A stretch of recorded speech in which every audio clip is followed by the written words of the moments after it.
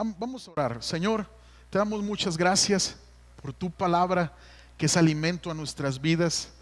Señor, queremos que se convierta no solamente en un conocimiento de ella, sino en una convicción fuerte.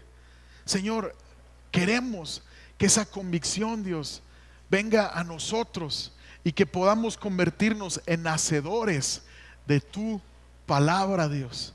En el nombre de Jesús, concédenos esa gracia, Dios. Te lo pedimos en el nombre de Cristo Jesús. Amén. Amén. Amados, acompáñenme por favor al libro de Hechos, capítulo 13. Hechos, capítulo 13.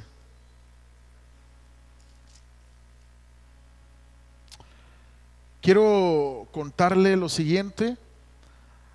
El libro de los Hechos se conoce como los Hechos de los Apóstoles, que quiere decir hechos de grandes hombres de Dios, pero realmente el protagonista principal del libro de los Hechos es el Espíritu Santo, de cómo el Espíritu Santo vino y estableció la iglesia de Cristo.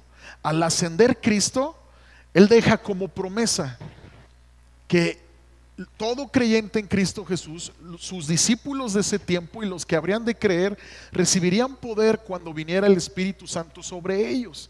¿Para qué es ese poder de Dios? Para ser testigos de Dios, para poder vivir la vida cristiana. Entonces el libro de Hechos nos narra los sucesos de cómo fue que Dios estableció su iglesia y se esparció el evangelio por todo el mundo. ¿Ok? Entonces vamos a leer del verso 1 al verso 13. Vamos a usar la Nueva Traducción Viviente para hacer más claro el pasaje.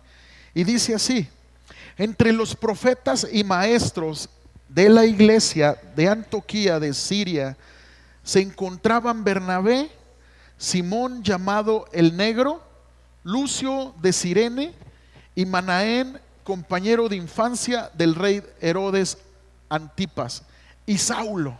Dice, hasta tenían apodos, le apodaban el Negro según la Nueva Traducción Viviente. Y dice que había profetas y maestros. Existen profetas, existen maestros, hoy en día lo existen. Profetas genuinos con un don de profecía de parte de Dios, todo fluyendo como orden de acuerdo a la palabra de Dios. Amén. Una profecía siempre va a estar en sintonía con la palabra de Dios. ¿Ok? Y dice que ellos estaban ahí en esta iglesia. Verso 2: cierto día, mientras estos hombres adoraban al Señor y ayunaban, el Espíritu Santo dijo: consagren a Bernabé y a Saulo para el trabajo especial al cual he llamado. Así que después de pasar más tiempo en ayuno y oración, les impusieron las manos y los enviaron. Quiero hacer algunos paréntesis para explicar algunas verdades en este pasaje. Adorar a Dios, ministrar al Señor, dice la Reina Valera 60, y ayunar nos permiten encontrar dirección de parte de Dios. Otro paréntesis que necesito hacer: cómo la obra y el ministerio que Dios le concede y le pide hacer a Saulo está avalada por las autoridades de la iglesia. Todo llamado misionero, todo llamado al ministerio tiene que ser respaldado, tiene que haber estado de acuerdo el liderazgo para enviar a esos misioneros. Y en este caso vemos cómo Dios avala el ministerio de Pablo. Así que después, dice, de pasar más tiempo en ayuno y oración, les impusieron las manos y los enviaron. Verso 4: entonces Bernabé y Saulo fueron enviados por el Espíritu Santo, descendieron hasta el puerto de Seleucia y después navegaron hasta la isla de Chipre. Y ahí en la ciudad de Salamina fueron a las sinagogas judías y predicaron la palabra de Dios. Juan Marcos fue con ellos como su asistente. No pierdan este dato. ¿Quiénes iban de asistente? ¿Quién iba de asistente? Juan Marcos. No pierdan este dato, porque hoy la plática de esta mañana la hemos titulado Juan Marcos, un camino de redención. Juan Marcos, un camino de redención. Entonces, Juan Marcos fue con ellos como el asistente de Pablo y de Bernabé. Después viajaron de ciudad en ciudad por toda la isla hasta que finalmente llegaron a Pafos, donde conocieron a un hechicero judío, un falso profeta llamado Bar Jesús. El tal se había apegado al gobernador Sergio Paulo, quien era un hombre inteligente. El gobernador invitó a Bernabé y a Saulo para que fueran a verlo, porque quería oír la palabra de Dios.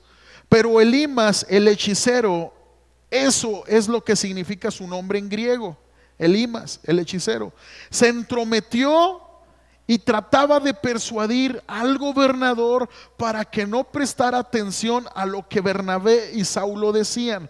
Trataba de impedir que el gobernador creyera. Amados, escuche con atención. ¿Existe el poder de las tinieblas? Sí, existe. El poder de las tinieblas está contento con que tú escuches la palabra de Dios y la entiendas. No está contento. Existe una influencia demoníaca en contra de nuestras vidas. Es posible que exista, claro que sí.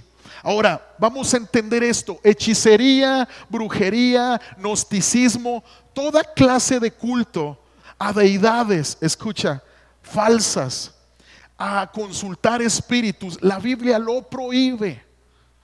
Funcionan para aquellos que le dan, escucha, poder, pero ese poder es contraproducente porque trae maldición.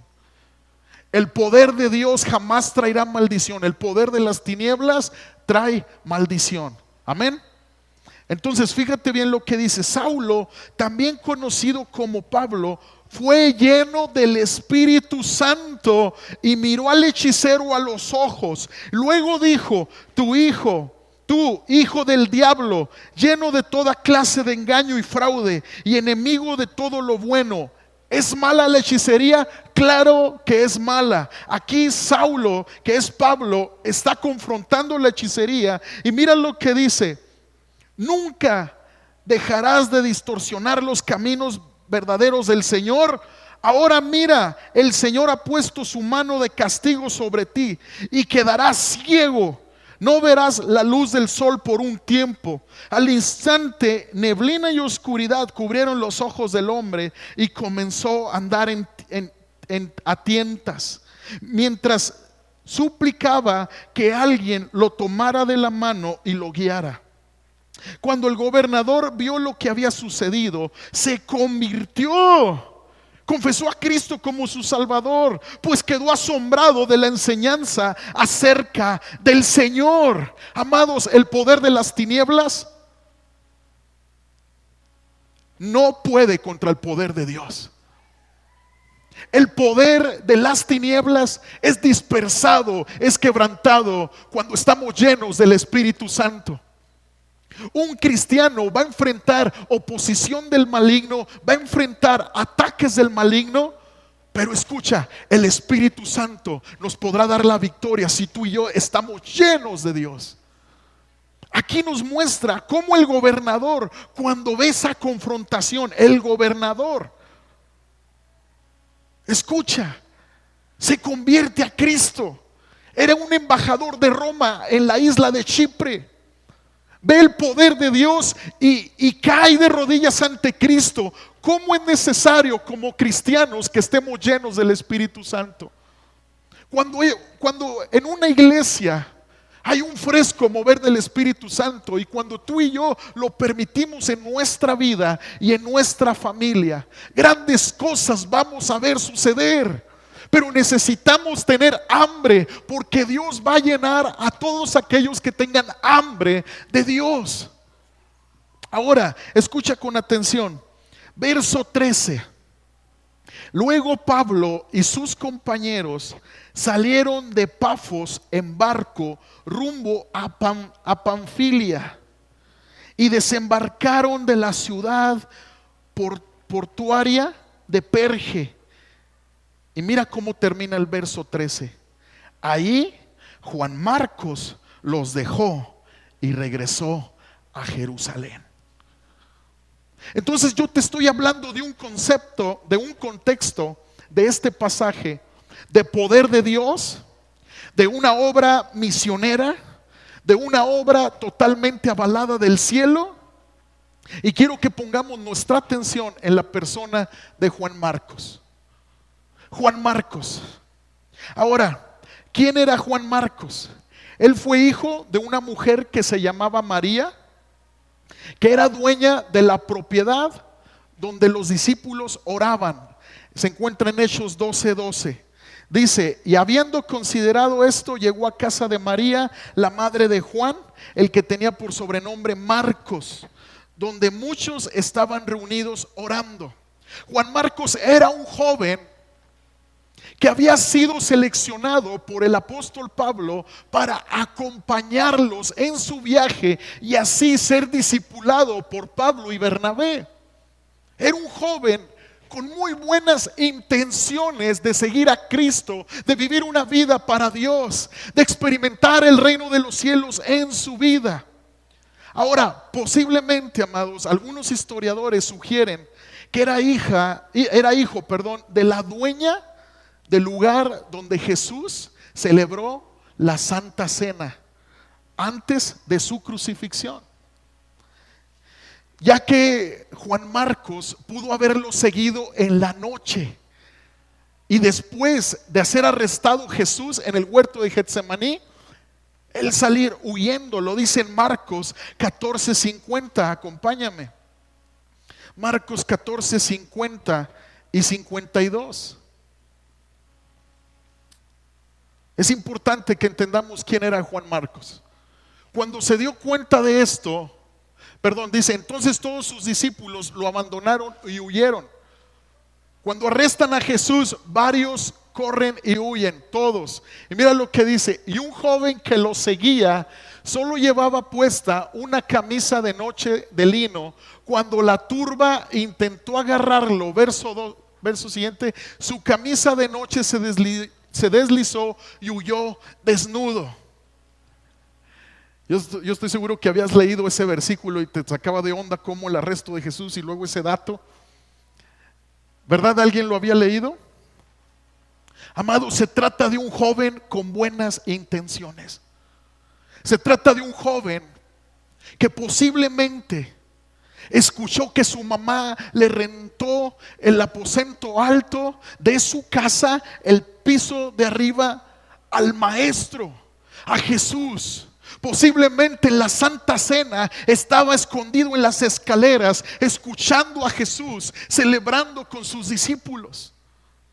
Cuando Jesús toma a sus discípulos y se los lleva a orar y él se aparta al huerto de Getsemaní, Juan Marcos estaba escuchando, tal vez de lejos, las oraciones de Jesús: Padre mío, si es posible, aleja de mí esta copa, pero no se haga lo que yo quiero, sino lo que tú. Era un joven bien intencionado. Tú y yo tenemos la intención de ver el reino de Dios en nuestras vidas, de ver la transformación en nuestras vidas. Este Juan Marcos creció, escucha bien, fue expuesto a la obra de Dios, como tú y yo estamos siendo expuestos. Y es impresionante cómo este joven desde temprana edad tenía un hambre y un deseo de escuchar a Jesús.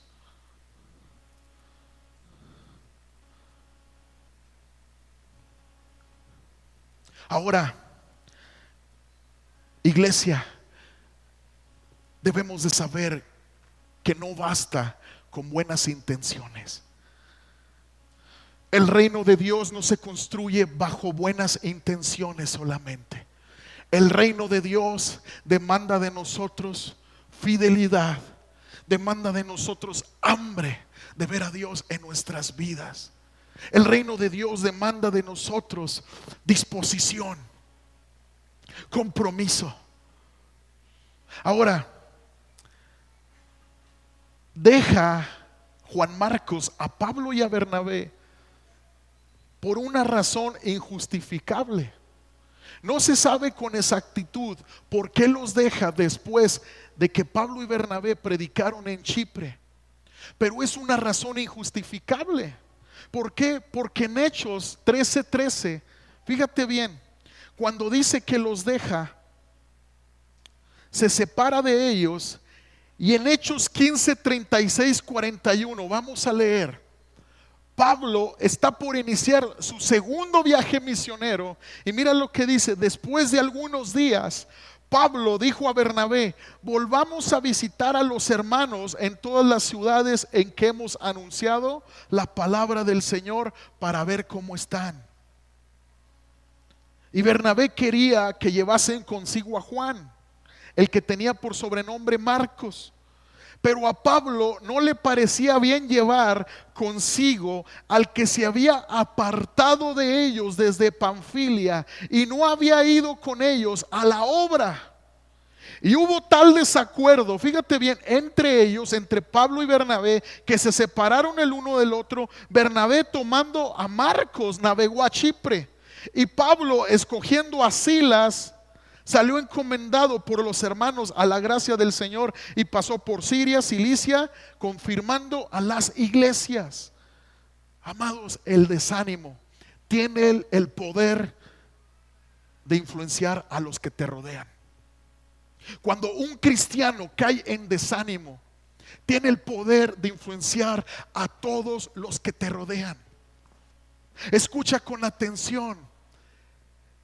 Quiero decirte que si tú te has desanimado y que si tú has considerado tirar la toalla en algunas áreas de tu vida, espirituales, familiares, relacionales, no te rindas. Escucha con atención. Se cree que Juan Marcos cayó en desánimo por el poco fruto que hubo en Chipre. Porque en Chipre solo una persona se convirtió a Cristo, y esa fue el gobernador. Y en ocasiones, fíjate bien, tenemos un ímpetu entre nosotros y queremos ver cosas poderosas en nuestra familia, en nuestros hijos. Queremos ver cosas poderosas en nuestro ministerio, y cuando el fruto es pequeño tendemos a desanimarnos. También se cree que Juan Marcos vino a desánimo porque sabía la persecución que el evangelio tenía en esos lugares.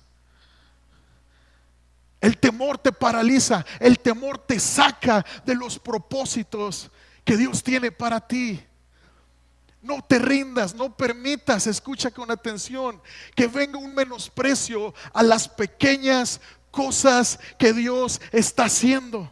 Si tú y yo aprendemos a agradecer, a apreciar los pequeños inicios, Dios nos confiará más. Escucha, tú y yo tenemos que aprender a apreciar los vestigios, los inicios, las pequeñas señales de que Dios está con nosotros. Grandes milagros capturan la atención, pero también pequeños milagros nos recuerdan que Dios está con nosotros.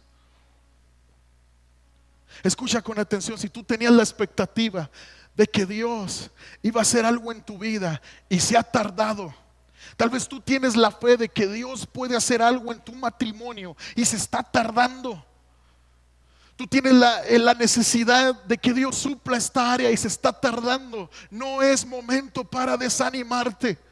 El desánimo te va a sacar de los planes de Dios. El desánimo puede truncar lo que Dios está formando en tu vida. No lo permitas. Ahora, escucha con atención. Me llama mucho la atención cómo Juan Marcos tenía a Bernabé y a Pablo. Bernabé, ¿sabes cómo se traduce su nombre?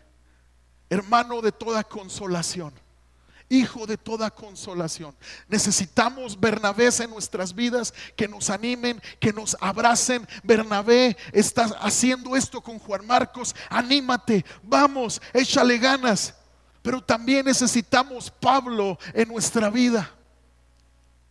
Esa persona que puede intervenir y puede decirnos y puede alertarnos de las consecuencias negativas que pueden venir a nuestras vidas si tú y yo tiramos la toalla con Dios. Necesitamos a Bernabé y necesitamos a Pablo en nuestras vidas. Porque Bernabé consuela a Juan Marcos, pero Pablo aplica la verdad en Juan Marcos. Necesito que madures, Juan Marcos. Necesito que valores los pequeños inicios. Necesito que comprendas que no es a tu tiempo, es al tiempo de Dios. Ahora, yo te quiero dar algunos consejos para vencer el desánimo esta mañana. Número 1, pon tus ojos en Cristo. Él nunca te va a decepcionar y nunca te va a fallar. Jesús es la persona más confiable en la que tú puedes depositar tu corazón y tu confianza. Número 2, fija tu atención en la necesidad de extender el mensaje de Jesús a otros. Escucha con atención, iglesia, y yo quiero que tú captes esta palabra y la hagas carne en tu corazón. Acompáñame a Marcos capítulo 9, verso 33. Marcos 9, verso 33. ¿Sí?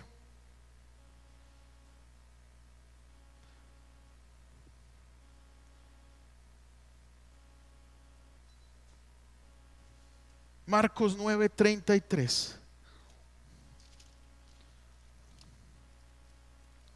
Marcos 9, verso 33. Mira lo que dice. Después de llegar a Capernaum e instalarse en una casa, Jesús preguntó a sus discípulos que venían conversando en el camino. Pero no le contestaron porque venían discutiendo sobre quién de ellos era el más importante. Así como cuando de chavos, ¿verdad?, nos regañaban nuestros papás. ¿Qué venían haciendo? No, nada. ¿Quién fue? No, nadie fue. Así están mis hijos. Ellos venían discutiendo sobre quién de ellos era el más importante. Jesús se sentó y llamó a los 12 discípulos y dijo: quien quiera ser el primero debe de tomar el último lugar y ser el sirviente de todos los demás. Entonces puso un niño pequeño en medio de ellos, tomándolo en sus brazos les dijo: todo el que recibe de mi parte a un niño pequeño como este me recibe a mí. Y todo el que me recibe no solo me recibe a mí, sino también a mi Padre quien me envió. Verso 38. Juan le dijo a Jesús, como que Juan no pela al niño. Y mira lo que dice: maestro, vimos a alguien usar tu nombre para expulsar demonios, pero le dijimos que no lo hiciera porque no pertenece a nuestro grupo. Verso 39. No lo detengan, dijo Jesús. Nadie que haga un milagro en mi nombre podrá luego hablar mal de mí. Todo el que no está en contra de nosotros está a nuestro favor. Si alguien les da a ustedes incluso un vaso de agua porque pertenecen al Mesías, les digo la verdad, esa persona ciertamente será recompensada. ¿Sabes de qué hablo cuando digo que el desánimo se vence? Cuando pones tu atención en la necesidad de llevar a Jesús a otras personas. Inmediatamente, cuando los discípulos estaban en crisis, y fueron varias veces, todos los evangelios registran crisis entre los discípulos. Cuando los discípulos estaban en crisis, Jesús siempre los llevaba a poner su atención en la necesidad de otros. Siempre, amados, ¿quieres vencer el desánimo? Ve la necesidad en otros. Ve la necesidad que hay afuera de que otros conozcan a Jesús. Vete a las 10 de la mañana con unos burritos al hospital. Platica con la gente, dale unos burritos y platica la necesidad que hay allá afuera. Platica con la necesidad que no han dormido, estando allá afuera esperando a sus pacientes, gente de ranchos, gente de pueblos alrededor. Vete a un centro de rehabilitación, platica con señoritas que han sido abusadas. Vete y háblale a tus compañeros de trabajo y comienza a preguntarles cómo están sus matrimonios. Porque cuando la iglesia se centra en su necesidad, en sí mismos, hay crisis. Siempre Jesús, cuando sus discípulos se encontraban en desánimo, en desacuerdos, en situaciones complicadas, siempre les quitaba sus ojos de sí mismos y se los ponía en un pequeño o en la necesidad que había allá afuera de liberar a los cautivos. El fuego se apaga en el corazón del creyente cuando deja de ver la necesidad allá afuera. El fuego se apaga en el cristiano cuando se centra en sí mismo. La próxima vez que tengas luchas económicas, la próxima vez que tengas luchas familiares, agárrate de valor para agradecer una vez más a Dios. Y ve con alguien que tenga esos mismos problemas y te darás cuenta cómo Dios ha sido bueno contigo. El problema muchas veces, amados, es voltear hacia arriba y compararnos con algunas personas que según creemos que están mejor que nosotros. Y volteamos hacia arriba. ¿Qué tal si volteamos hacia abajo? Y vemos a personas con situaciones y vamos a terminar, escucha, con gozo en el corazón y con una necesidad de agradecer y de no tirar la toalla. ¿Qué pasaba con los discípulos después de que Jesús los enviaba a predicar? Regresaban con gozo. Entonces va a haber gozo y el desánimo se va a ir y la opción de tirar la toalla se va a acabar cuando tú pongas tus ojos en la necesidad que tiene este mundo de conocer a Jesús. Sí, amado, la necesidad que tiene este mundo de venir a Jesús y experimentar la vida eterna y que Dios empiece a restaurar sus vidas. Vamos a hacer una iglesia con esa visión. Vamos a hacer una iglesia que lo que recibe lo da por gracia. Vamos a hacer una iglesia enamorada de Cristo, apasionada por su obra. No nos vamos a entretener en crisis, no nos vamos a entretener en situaciones que desanimen. Nos vamos a enfocar en llevar el mensaje de Jesús a todo aquel que lo necesita. Dele un aplauso si así lo cree. Amén, amén, amén. Otro consejo que te quiero dar para vencer el desánimo es que sigas sembrando en lágrimas a pesar de. ¿Por qué me refiero con esto?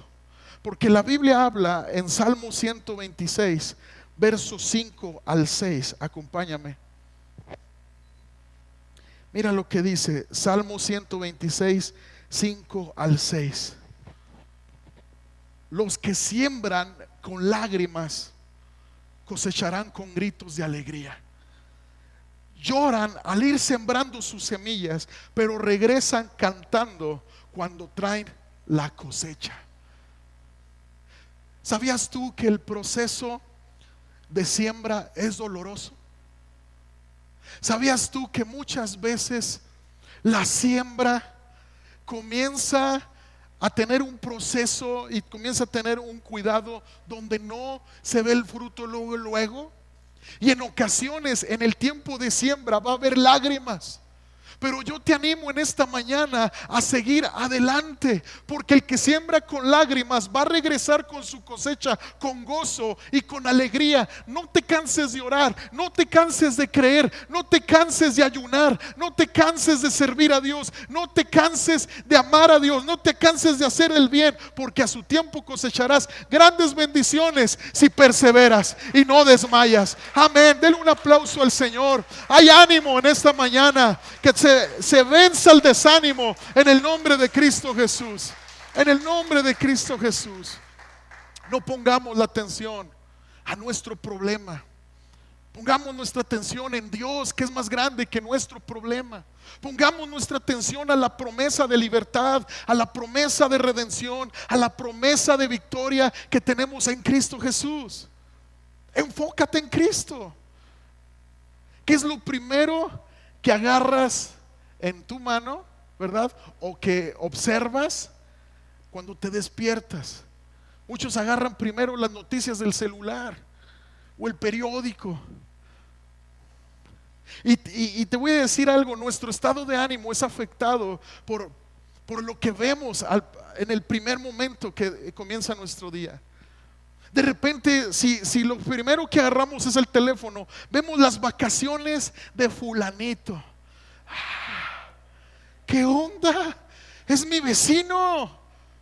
Llega a las 4 de la madrugada el ingrato, con el volumen a todo lo que da, y yo estoy buscando al Señor, orando, y no puedo tener estas vacaciones. Te voy a decir algo, todo el mundo publica en las redes sociales lo mejor, pero tu vecino no va a publicar cuando solo le quedan 100 pesos en la cartera. Aquí casual me quedé quebrado por irme a Mazatlán. ¿Qué estás viendo? ¿De qué te estás alimentando? ¿De qué te estás sosteniendo? ¿Por qué buscamos, escucha bien, llenarnos de lo que no nos edifica?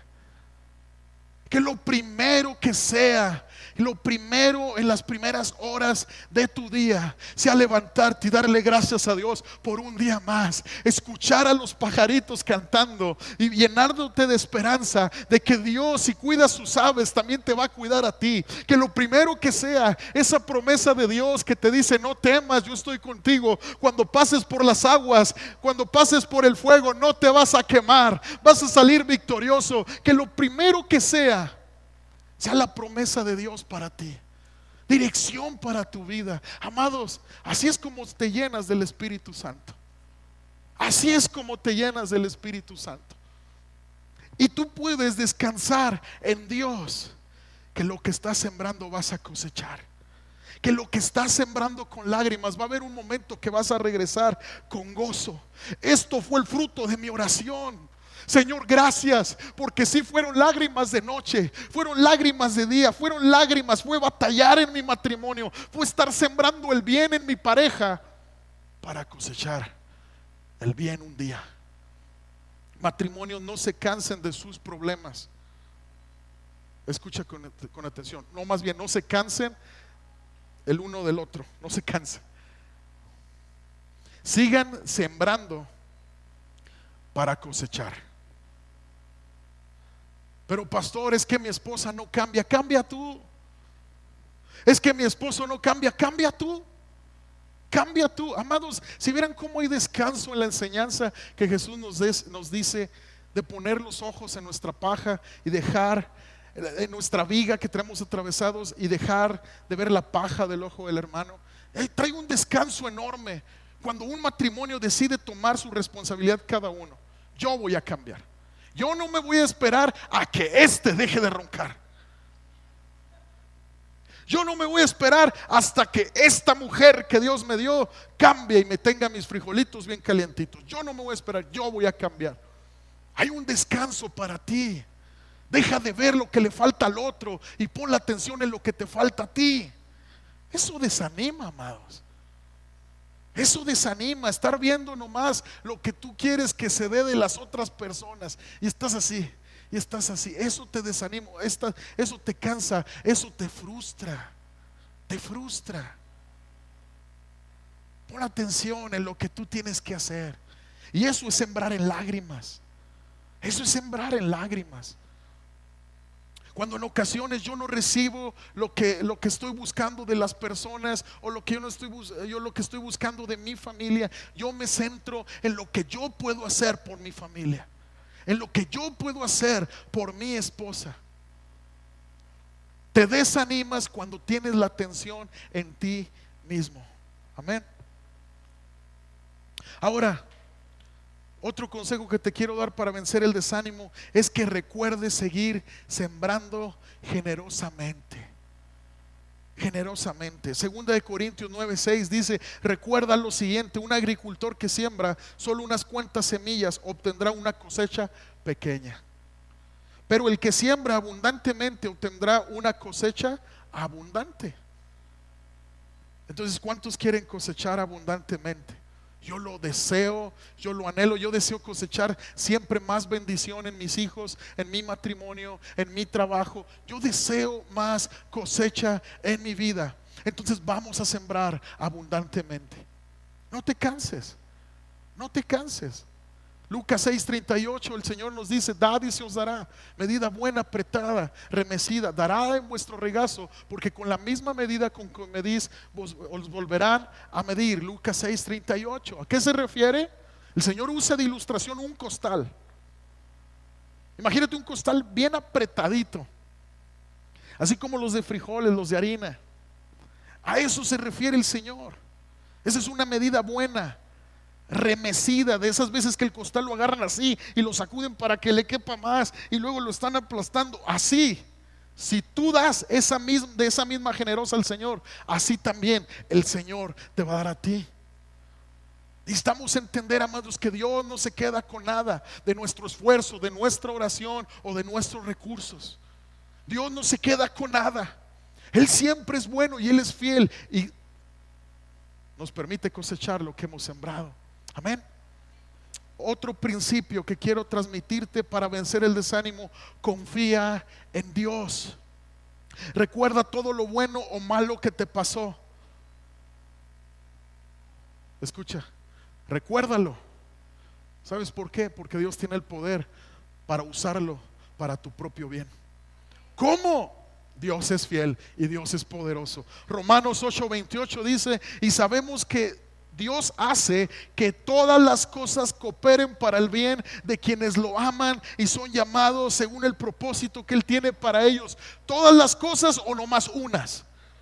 Todas las cosas, familia, gócese, gócese, porque todas las cosas, mis caídas, pastor, tus caídas, si se las entregas al Señor, tus errores van a cooperar para tu bien si tú te entregas al Señor con todas tus fuerzas.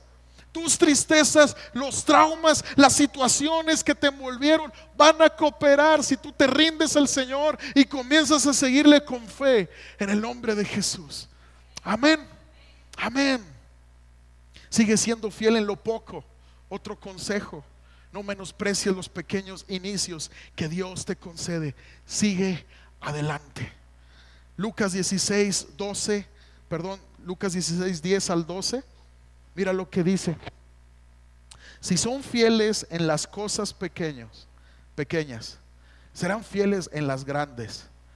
Fíjate cómo Dios piensa diferente a nosotros. Serán fieles en las grandes, dice. Pero si son deshonestos en las cosas pequeñas, no actuarán con honradez en las responsabilidades más grandes. Entonces, si no son confiables con las riquezas mundanas, fíjate bien, ahí mete el trabajo. El Señor ahí mete nuestra manera de ganarnos la vida y dice: ¿quién les confiará las verdaderas riquezas del cielo? Entonces, si nosotros no sabemos ser fiel a Dios en nuestra rutina diaria, ahí donde nomás te ven tus compañeros de trabajo y tu patrón, entonces las riquezas del cielo no vienen. Y luego dice: y si no son fieles en las cosas de otras personas, ¿por qué se les debería confiar lo que es de ustedes? Quiero decirte algo, aquí debe de haber algún patrón, gente que tenga bajo su cargo personas. Si vas a promocionar a alguien, que sea alguien que te ha cuidado tus cosas, porque la fidelidad se prueba en lo ajeno. Si alguien cuidó cuando estuviste en ausencia, si alguien fue buen administrador cuando le confiaste, a ese promociónalo. Porque la fidelidad se va a probar en las cosas que parecieran menos importantes. Valora los pequeños inicios, iglesia. Recuerdo cuando estábamos plantando la iglesia aquí en Chihuahua, en las reuniones de hogar ahí en el Chulavista, ahí en la casa de nuestros hermanos Bermúdez. Íbamos como a la cuarta, quinta reunión. Habíamos tenido 2, 3 personas, 4 personas, 5 personas, 2 personas, así. Y ahí vamos para Delicias, íbamos agarrando la carretera. Y yo dije en voz alta, le dije a mi esposa: vamos a seguir orando, necesitamos dirección, si esto es de Dios o no es de Dios. Nosotros estamos en Delicias muy bien, muy acomodados, un buen trabajo en una iglesia muy grande, aproximadamente 1,500 personas. Éramos pastores asistentes en ese lugar, con sueldo, prestaciones, Infonavit, todo. Y recibimos un llamado, nuestros pastores lo confirmaron y ellos nos envían. Y cuando yo estaba conduciendo hacia Delicias, yo estaba desanimado. Y yo recuerdo que dije ese comentario, y en ese momento Andresito se para en el asiento de atrás, se pone en medio, y Dios usó un niño, fíjate. Y me dijo: ay papá, ¿por qué estás triste? Vamos a sembrar una semillota grandota para cosechar algo grandote.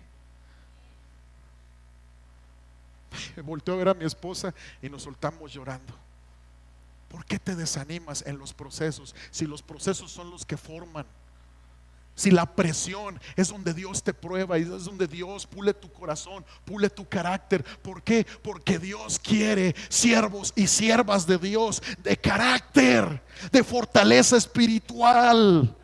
Que cuando vengan las tormentas seas como la palmera. Salmo 92 dice que creceremos como las palmeras, los justos. ¿Qué hace una palmera en un aire? No más así, pero nunca se rompe. Así tu vida no se romperá si tú dejas que Dios trate con tu vida. Dele un aplauso al Señor, por favor. Amén.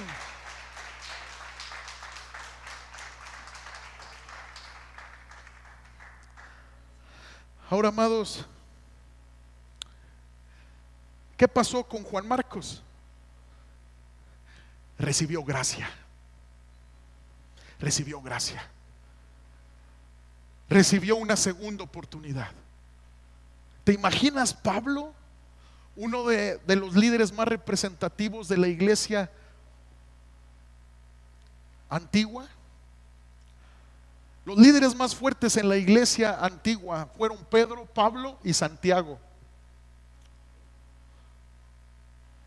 Con más liderazgo, obviamente estaba Juan, estaba Mateo, pero con más liderazgo y con más autoridad en la iglesia. Entonces, esa autoridad representaba mucho para el futuro, para Juan Marcos.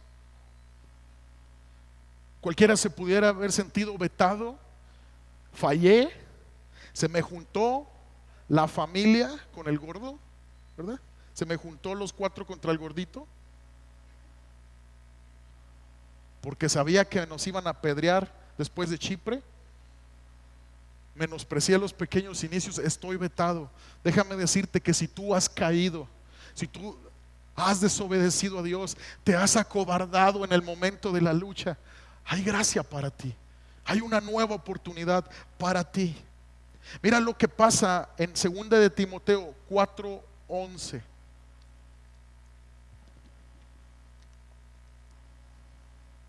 Pablo le está escribiendo, inspirado por el Espíritu Santo, a Timoteo, uno de sus discípulos más cercanos. Y mira lo que le dice: solo Lucas está conmigo.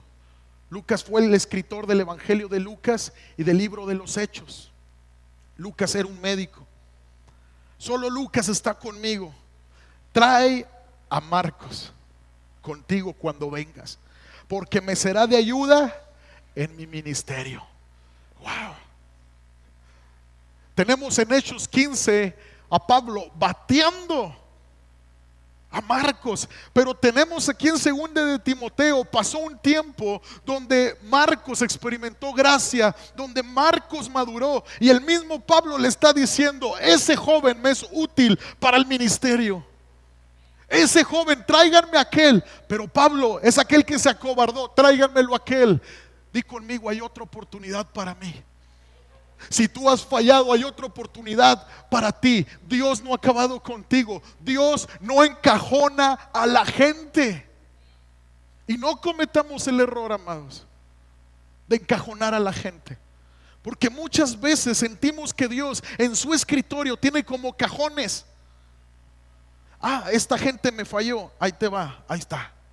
Esta gente es infiel, aquí está, en este cajón. Esta gente no me sirve, aquí está en este cajón. Amado, yo quiero decirte que la oportunidad que Dios da es para todos, y tú no te puedes encajonar, porque Dios no te etiqueta a ti, porque Dios no te juzga con un dedo para aplastar tu vida. Te confronta de frente, como Pablo confrontó la situación con Juan Marcos, para levantar tu vida, porque hay otra oportunidad, porque hay gracia para ti. Hay un camino de gracia que tú debes de tomar. Hay gracia para ti. Y escucha con atención. Juan Marcos entró a este camino de gracia, y el camino de gracia te reposiciona donde Dios te puede usar. ¿Y cuál es este camino de gracia? Hay tres cosas que tú vas a abrazar en este camino de gracia. Número uno es arrepentimiento. Número dos es dar frutos de arrepentimiento. Y número tres es aprender de los errores para no volver a cometerlos. Arrepentimiento comienza con un sentimiento, con una decisión de estar apenado, compungido por tus pecados delante de Dios. El verdadero arrepentimiento, fíjate bien, inicia con un dolor o un sentir, no hacia uno mismo o hacia otra persona, sino primero que nada es un dolor genuino por haber ofendido a Dios. Salmo 51, 1 al 4 dice: ten piedad de mí, oh Dios, conforme a tu misericordia, conforme a la multitud de tus piedades. Borra mis rebeliones, lávame más y más de mi maldad, y límpiame de mi pecado, porque yo reconozco mis rebeliones, y mi pecado está siempre delante de mí. Contra ti solo he pecado, y he hecho lo malo delante de tus ojos, para que seas reconocido justo en tu palabra, y tenido por puro en tu juicio. El arrepentimiento es el camino de la gracia. ¿Alguien necesita gracia en esta mañana? ¿Alguien necesita gracia? El arrepentimiento es el camino de la gracia. Es cuando tú humillas tu corazón, es cuando te postras, es cuando reconoces que necesitas el perdón de Dios. Estás caminando en gracia cuando vives en arrepentimiento. Número dos, la restitución. La restitución. No lo vamos a leer, pero en Lucas 19:8 Jesús perdona a Zaqueo. Y cuando la salvación viene a Zaqueo, Zaqueo dice: Señor, yo voy a devolver lo que haya robado injustamente. Se puede hacer restitución muchas veces, y en veces no se podrá. Pero si puedes hacer restitución, ir y pedir perdón, devolver lo que tú tengas que hacer, hazlo. ¿Por qué? Porque la restitución te libra de las cadenas de condenación en tu vida. Y número tres, aprender de los errores para no volver a cometerlos. En Mateo 3:8 dice: demuestren con su forma de vivir que se han arrepentido de sus pecados y han vuelto a Dios. La Reina Valera dice: hacer pues frutos dignos de arrepentimiento, restitución y aprender de los errores. Los errores no te van a etiquetar delante de Dios. Y como iglesia, amados, no podemos etiquetar a la gente cuando comete errores. Sus pastores no lo hacen.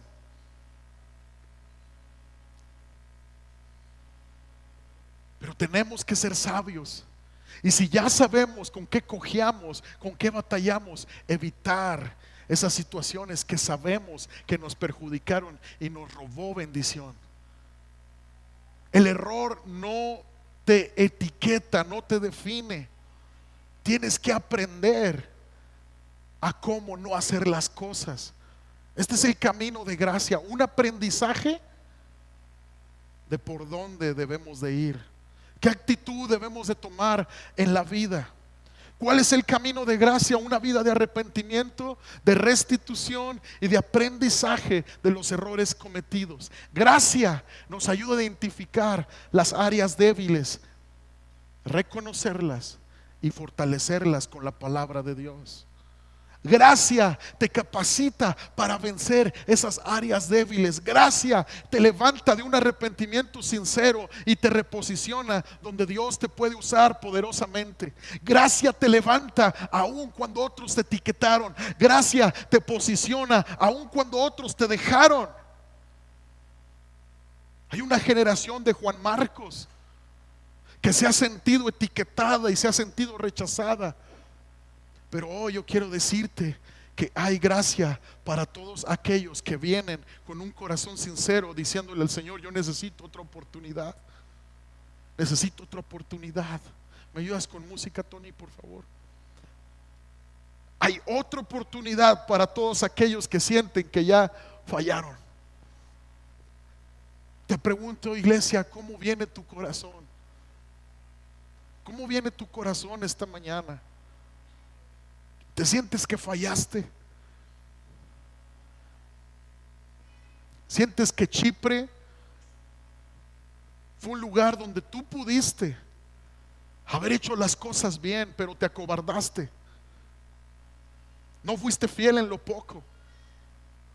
Marcos debió de haber detectado: si un gobernador se convirtió tan solo por una persona que vino a Cristo, yo tengo que ser fiel.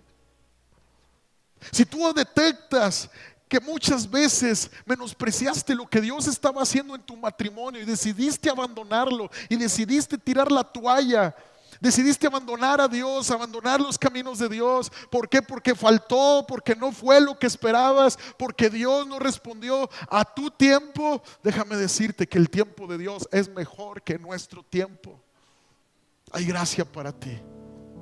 Hay gracia para ti. Hay gracia para todos aquellos que necesitan una nueva oportunidad. Si tú necesitas esta oportunidad, ahí en tu lugar, inclina tu rostro, cierra tus ojos para que no te distraigas. Si tú necesitas otra oportunidad para retomar una crianza con tus hijos que le agrade a Dios, si tú necesitas otra oportunidad en tu matrimonio, tú necesitas otra oportunidad en tu ministerio, pídesela a Dios. Si te has caído, dile: Señor, me he caído, no te he sido fiel en los pequeños inicios, he ponido pretextos, Señor, perdóname, me he desanimado.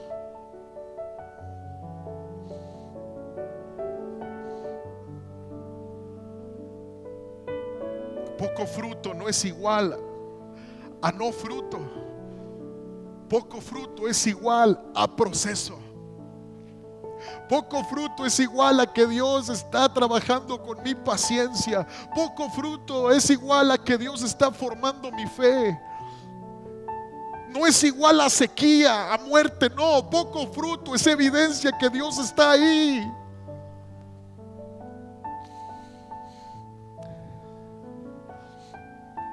Persevera, iglesia, para ver las promesas de Dios. Vamos, comienza esta mañana a sembrar otra vez en lágrimas. Aunque te cueste dolor, aunque te cueste seguir haciendo el bien y que otros tal vez te hagan mal, aunque te cueste y te haga llorar, persevera, porque a su tiempo cosecharás grandes bendiciones si no desmayas. Recibe gracia. Pídele perdón a Dios. Pídele perdón a Dios ahí en tu lugar. Recibe gracia. Ten piedad de mí, oh Dios. Borra mis pecados. Perdóname, Señor, y límpiame de toda maldad.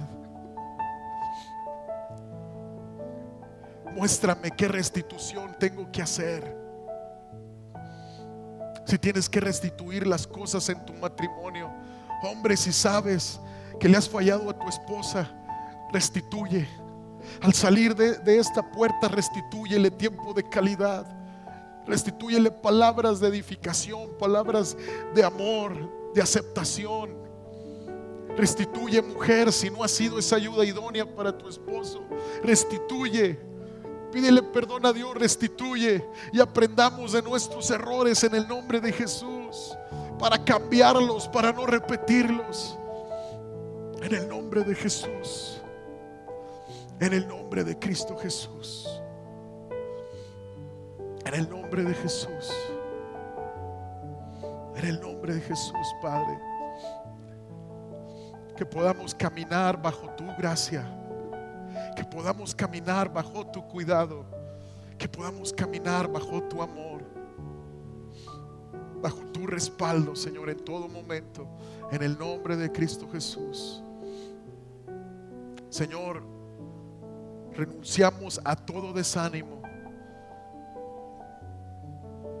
Y si te has sentido caído, levántate en el nombre de Jesús, que el Señor te reposiciona en el lugar donde tú y yo podemos disfrutar las bendiciones y las riquezas del cielo para nuestras vidas. Levántate en el nombre de Jesús. Levántate, iglesia. Levántate, porque tinieblas cubrirán la tierra, mas sobre ti, iglesia, nacerá la gloria del Señor. Sobre ti amanecerá la gloria del Señor. No te desanimes. Sigue peleando, sigue perseverando en el nombre de Jesús. En el nombre de Jesús. En el nombre de Jesús.